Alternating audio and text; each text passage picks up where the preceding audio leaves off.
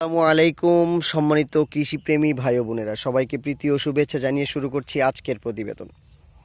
আজকে আমরা আপনাদেরকে বেগুনের কিছু খুঁটিনাটি টিপস সম্পর্কে আলোচনা করব, যেই জিনিসগুলো আমাদের কৃষকের প্রত্যেকের জানা আসলে প্রয়োজন।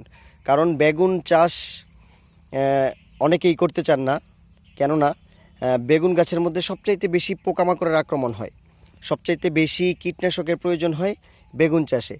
আমরা যদি কিছু গুরুত্বপূর্ণ টিপস ফলো করি, কিছু বিষয়ের দিকে লক্ষ্য করি, তাহলে আমাদের এই এত বেশি কীটনাশকের প্রয়োজন হবে না আশা করি বেগুন চাষে। তো দেখুন আমাদের আফরা এগ্রো ফার্মের বেগুনের প্রজেক্টটি দেখুন, মাশাআল্লাহ আমাদের প্রত্যেকটি গাছের গ্রোথ দেখুন, মাশাআল্লাহ কত সুন্দর। আমরা যেই খুঁটি দিয়েছি, খুঁটির চাইতে বেশি মোটা আমাদের গাছগুলো, মাশাআল্লাহ। তো আমরা প্রথমে বুঝতে পারিনি যে এত গ্রোথ হয়ে যাবে ইনশাআল্লাহ। তো খুঁটিগুলো আমাদের আসলে একটু চিকন পড়ে গেছে, অবশ্যই খুঁটিগুলো চেঞ্জ করে আবার নতুন বড় খুঁটি, মোটা খুঁটি দিতে হবে।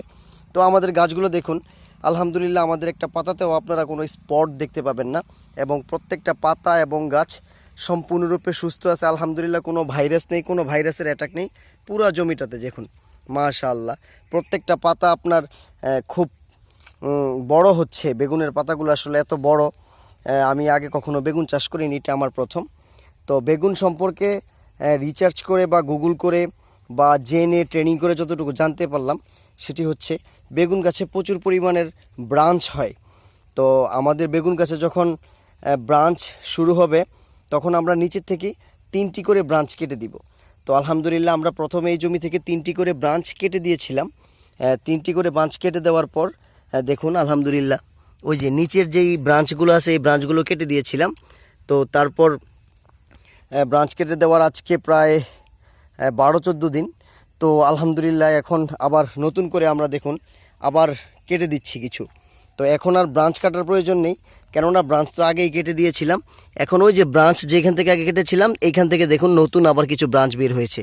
তো এই ব্রাঞ্চগুলো আমরা কেটে দিচ্ছি, এবং গাছের নিচের যে ঝোপালু পাতাগুলো আছে, এই কিছু পাতা আমরা কেটে দিয়েছি।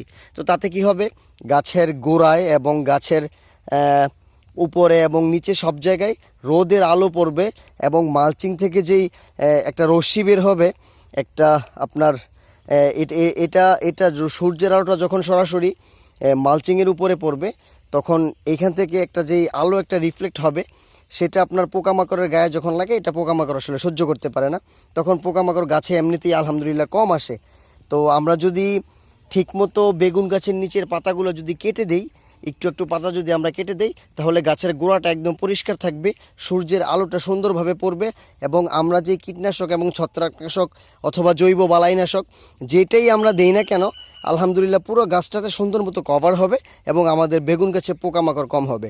তো আশা করি আপনারা ভিডিওটা পুরোটা দেখুন, পুরোটা দেখলে আপনারা উপকৃত হবেন, এবং এই টিপস এরকমভাবে যদি মেনে আপনারা বেগুন চাষাবাদ করেন, আশা করি যে আলহামদুলিল্লাহ বেগুন ভালো হবে। তো এই যে দেখুন আমাদের প্রত্যেকটি গাছেই আলহামদুলিল্লাহ ফুল চলে আসছে, একদম ছোট গাছেই। আর এটি জাত হচ্ছে এগ্রো ওয়ানের বিগ বস একটি জাত, যেটা আলহামদুলিল্লাহ এগ্রো ওয়ান মানেই হচ্ছে খুবই ভালো কৃষি।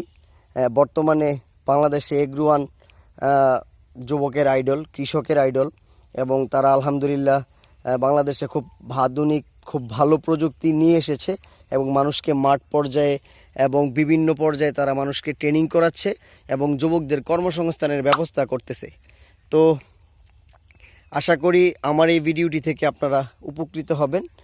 আমরা যেভাবে আসলে বেগুনের নিচের ব্রাঞ্চ বা পাতাগুলো কেটে দিয়ে আপনারা এইভাবে কেটে রাখবেন, তাহলে বেগুন গাছে কীটনাশক কম লাগবে, এবং আপনার বেগুনে পোকা কম লাগবে।